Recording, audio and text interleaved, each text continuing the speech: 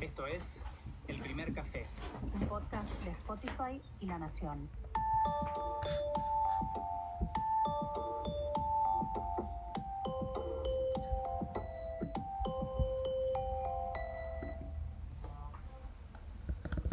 Hello. Hola, Stan, ¿cómo estás, viejo?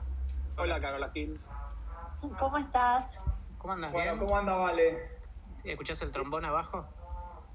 Es ella tocando el trombón. ¿Pero vamos a grabar con el trombón? Este es el detrás de escena de un podcast en cuarentena. Llevamos más de un mes de encierro y a veces cuesta administrar nuestras emociones. Tú te encierras en el cuarto de baño para hacer esa otra cosa. Como todo el mundo. Por eso estamos a 2 velas. Si estamos a 2 velas, sabes perfectamente que es por el estrés postraumático que tengo yo con la epidemia esta, que no se puede pensar en la muerte y en el sexo a la vez. ¿No podrás tú? Dani, poné A24 que está hablando el presidente. Dani, ¿viste los videos que te mandé, los de la tarta de banana? Dani, poné el 13 que están mostrando cómo lavarse las manos.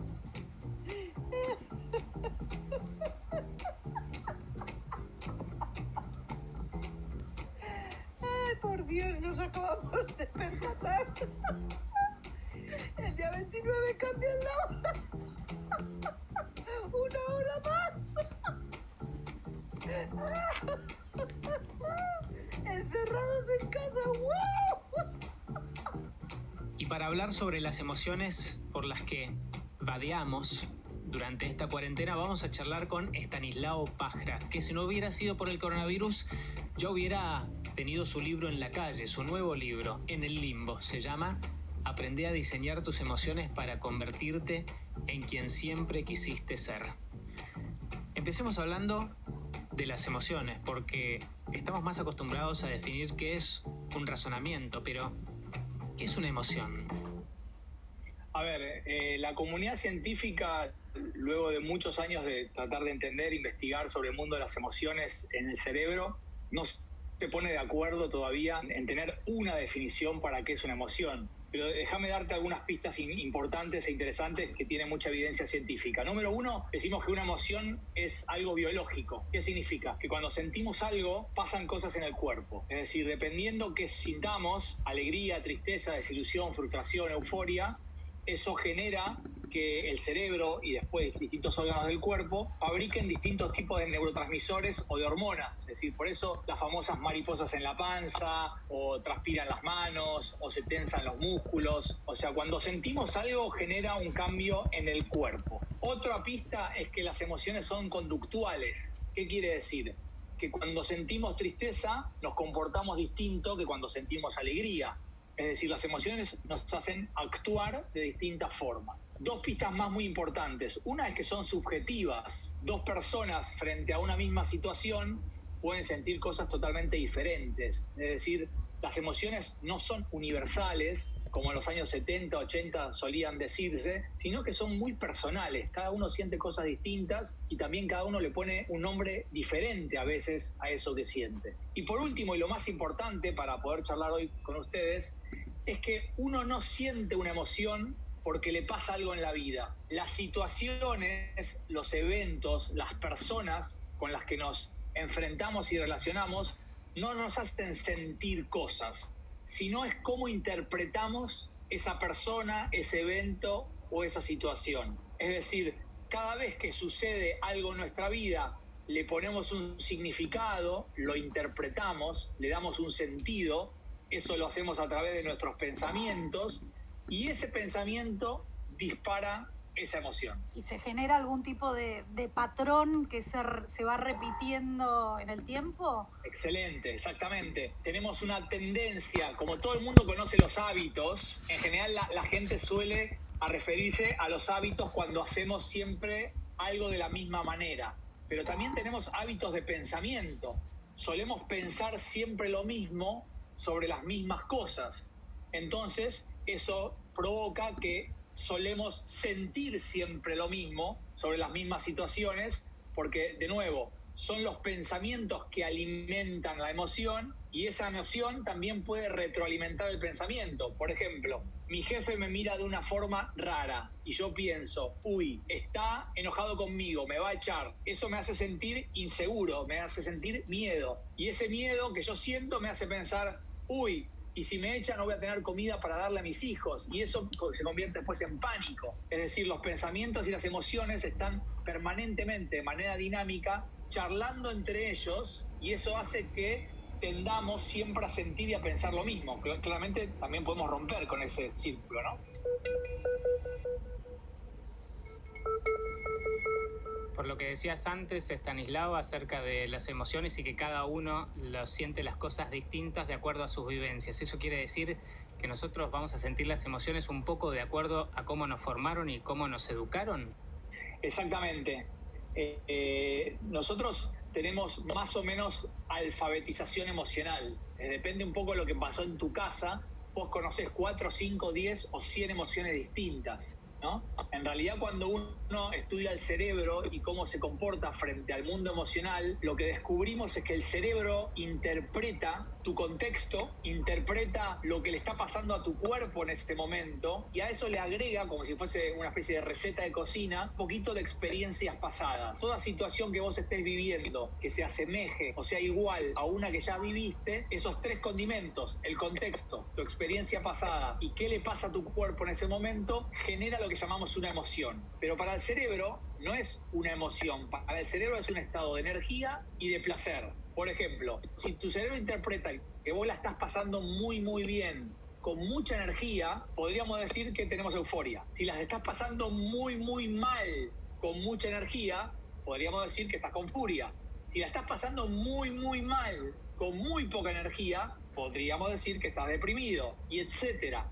Es decir, lo que el cerebro interpreta son estados de placer, bajos y altos, y estados de energía, bajos y altos, y ahí nosotros, cada uno, de acuerdo a lo que mamó en su infancia, tiene un nombre para eso, y a eso llamamos emociones.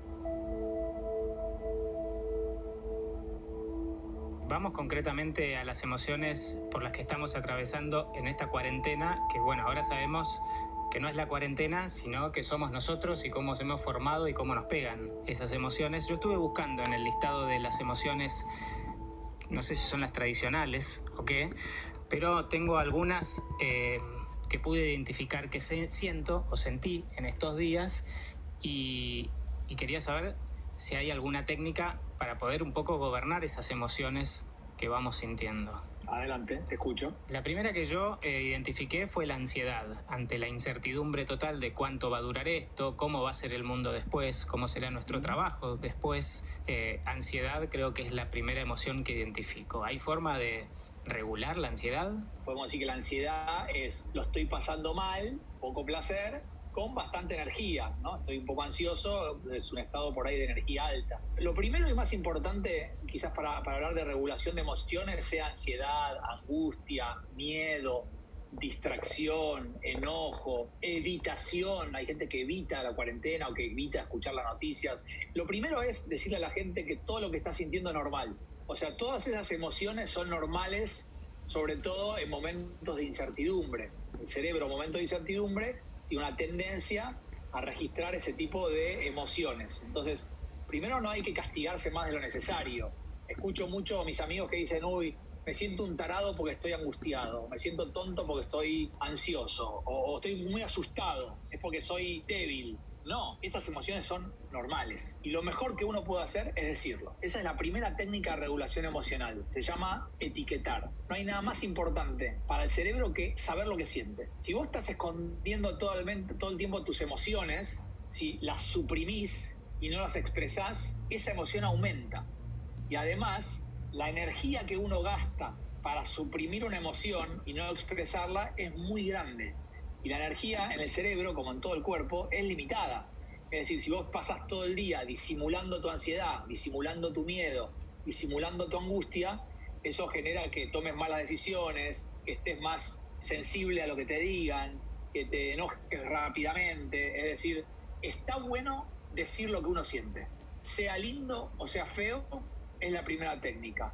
Muchachos, estoy con miedo, estoy ansioso, estoy angustiado. que no es lo mismo que sumarle rumiación. O sea, el etiquetado es decir lo que uno siente, y la rumiación es empezarle a darle vuelta a esa emoción. Estoy con miedo porque si esto sigue durante un año, entonces no voy a poder nunca abrir el comercio y así me voy a quedar sin plata para pagar el alquiler y entonces voy a tener que irme del pago. Bueno, esa rumiación, ese rumeo que uno hace adentro suyo es la antitécnica. Es lo peor que uno puede hacer porque eso aumenta la emoción.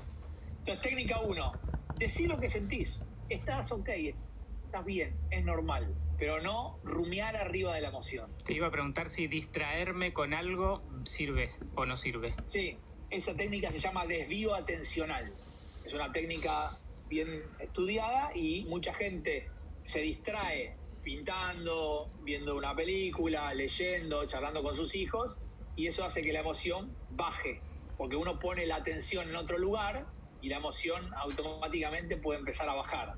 La técnica sirve si te sirve a vos. Lo que no sirve es la técnica universal. Vos tenés que ir probando tipo ensayo y error y viendo cuál es la técnica que te permite gobernar, reducir, apaciguar esas emociones que te hacen sentir incómodo. Vos decís desviar y obviamente esto, leyéndolo desde mí, para mí desviar es evasivo. Por ejemplo, ya lo evasivo yo ya le voy a bajar línea con que es negativo. Bueno, a corto plazo es espectacular porque el miedo que tenías se te fue viendo una película en Netflix. A mediano o largo plazo, como bien decís vos, si vos vas a evitar permanentemente enfrentarte con tu emoción y ver qué hacer con esa situación que te hace sentir así, claramente no es bueno. Entonces, de nuevo, la técnica es depende qué es lo que quieras hacer o si estás queriendo resolver una situación o simplemente, como decía Diego, me distraigo un rato porque estoy con mucha angustia. Bueno, la angustia se te pasó, ahora la angustia vuelve al otro día y vuelve al otro día y vuelve al otro día. Si te la pasás evitando o desviando la atención, claramente la técnica no va a servir. Yo también siento muchos momentos de tranquilidad. ¿Cómo puedo extender la tranquilidad si hay alguna forma? Porque hay momentos en que, bueno, nos tocó muy buen tiempo durante esta cuarentena. Hay muchos días de sol, la temperatura está muy agradable. Estoy en mi casa, tengo un jardincito, estoy con mi mujer y con mis hijos y estamos todos sanos. Y uno empieza a conformarse mucho con lo que tiene y dice, bueno, estoy un poco en una zona de confort, estoy lejos de todo peligro y también tengo momentos de emociones positivas como la tranquilidad. Bien, lo que acabas de hacer vos en voz alta es la más poderosa técnica descubierta hasta ahora en el mundo de las emociones y el cerebro, que se llama cambio cognitivo. Es la capacidad que tenemos los seres humanos para reinterpretar una situación que estamos viviendo como nosotros queramos. Vos podés ver todo lo malo y la gente que falleció en Italia y todo lo malo y los estragos que puede hacer el virus, o también podés ver pensando como acabas de hacer vos. Mi familia, el sol, el jardín, la salud, si no salgo de casa no me enfermo, etcétera, etcétera. Eso se llama cambio cognitivo y es de nuevo la técnica más poderosa porque vos con tus pensamientos podés decidir cómo interpretar la situación. Creo que la única libertad que tenemos los seres humanos y que nadie nos la puede sacar jamás es la forma de pensar. Siempre podés pensar diferente, siempre. Tus pensamientos no los puede manejar nadie. Es decir, cómo vos interpretás la situación dado tu determinado contexto, cómo vos evaluás lo que está pasando, eso te puede permitir sentirte mejor. Y eso que acabas de hacer en biología se llama actitud. La actitud es la capacidad que tenemos los seres humanos para sostener una emoción positiva por más tiempo. Hay gente que tiene buena actitud, es decir, que con sus pensamientos racionales / positivos sostiene estar mejor más tiempo durante la semana, y hay gente que no tiene esa actitud y que rápidamente cae en las trampas del cerebro, que es, todo anda mal, tené cuidado, enojate con asustate, porque recuerden que desde la mirada biológica, el cerebro tiene una tendencia siempre a lo negativo, porque lo negativo fue lo que nos permitió sobrevivir en la sabana africana. Un cerebro que estaba asustado, enojado y estresado era un cerebro que sobrevivía más a uno que estaba relajado. Pero la tendencia natural es ir a lo negativo. La actitud, que depende de cada uno de nosotros y nuestra forma de pensar, es algo que permite estar más tranquilo, más calmo, más contento por más tiempo. Lo otro era así como un mecanismo de defensa, digamos, este estado de alerta y de miedo del que hablabas en la sabana africana. Sí, era un mecanismo absolutamente, es decir, de supervivencia. Es que el cerebro vive así, su prioridad es estar vivo. Y después viene tener razón. Por eso hay poca gente feliz. Porque mucha gente no tiene la capacidad o las ganas o las herramientas, o no sabe o no se da cuenta de la importancia que es conocerse. Y cuando uno se empieza a conocer más, mediante la técnica que quieras, porque hay un montón distintas, uno se empieza a dar cuenta que se la pasa a la vida queriendo tener razón. El cerebro le da mucho placer tener razón. Y a veces el tener razón deja de lado el ser feliz o el estar tranquilo o estar mejor. Mi consejo con cariño y con humildad es, muchas veces las dos cosas no se puede. Tener razón y ser feliz todo el tiempo no se puede. Entonces, si fuese por tu cerebro, él va a preferir tener razón siempre. Que es motivo de muchos divorcios, por ejemplo, ¿no? Y también de peleas entre distintos partidos políticos. Es quién tiene la razón sobre qué. Y a veces nos olvidamos que estamos acá en la Tierra o en el planeta también para estar bien, para estar tranquilos, calmos, felices. Y ahí hay que poner actitud. Naturalmente a mucha gente no le sale ser feliz, ¿no? Y esa es la actitud, es la forma de pensar. Entonces, deja de tener razón todo el tiempo y prioriza también estar con mayor bienestar en tu vida. Las dos cosas muchas veces no se pueden. Entonces hay algo un poco, no sé si es paradójico o no, pero las emociones negativas se combaten, entre comillas, con racionalidad. Exacto, exactamente. Las emociones que en biología no decimos nunca positivas o negativas, porque no son malas, son poco placenteras, pero si están es por algo. Está bueno pensar a las emociones como si fuese información, ¿no? Como datos. Nos están queriendo decir algo. A ver, ¿te sentís enojado? ¿Estás triste? ¿Estás desilusionado? ¿Estás frustrado? Eso es un dato, es importante. ¿Qué hago con estos datos? ¿No? Entonces no tomamos las emociones como algo negativo. Sí, claramente estar enojado, triste, no es algo placentero. Hoy la herramienta que deriva de la biología es usar la racionalidad, tus pensamientos, tu modo cognitivo, la capacidad de hablarte a vos mismo de una manera distinta a la que venís haciendo durante toda tu vida, para calmar esas emociones, sí, para bajarle la intensidad.